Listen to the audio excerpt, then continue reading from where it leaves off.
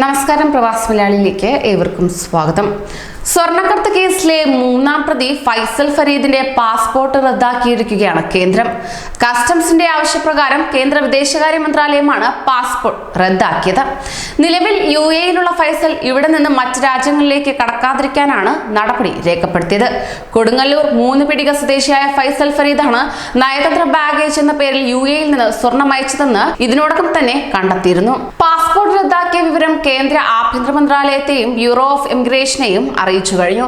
ഫൈസൽ ഫരീദിനെ എത്രയും വേഗം ഇന്ത്യയിൽ എത്തിക്കാനുള്ള നടപടികളുടെ ഭാഗമായാണ് കേന്ദ്ര സർക്കാരിന്റെ സുപ്രധാന നടപടി.